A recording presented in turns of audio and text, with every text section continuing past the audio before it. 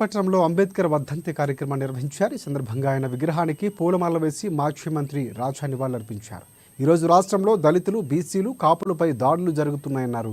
రైతులకు కనీస గిట్టుబాటు ధరలు కూడా ఇవ్వకుండా కూటమి ప్రభుత్వం మోసం చేస్తుందని ఆరోపించారు. యనమల మొదటిసారి ఎమ్మెల్యేగా పోటీ చేసేటప్పుడు రైతులు చందాలు వేసి గెలిపించారని గుర్తు చేశారు.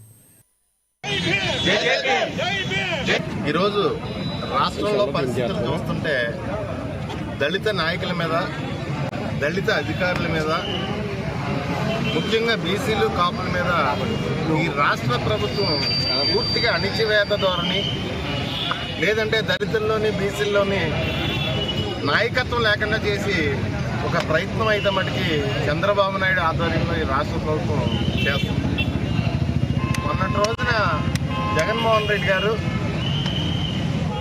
ఒక కార్యాచరణ రైతుల గురించి కానీ, విద్యార్థుల గురించి కానీ, ఈ రాష్ట్రంలో మహిళల గురించి కానీ ఒక కార్యాచరణ ప్రకటిస్తే స్థానిక నాయకుడు, తుని నాయకుడు, మాజీ ఆర్థిక మంత్రి మాట్లాడుతూ ఈ రాష్ట్రంలో శాంతి భద్రతకు విఘాతం కలిగించడానికి జగన్మోహన్ రెడ్డి గారు కార్యాచరణ ప్రకటించారని చెప్పేసి వ్యంగ్యంగా మాట్లాడడం చూస్తుంటే చాలా విచిత్రం.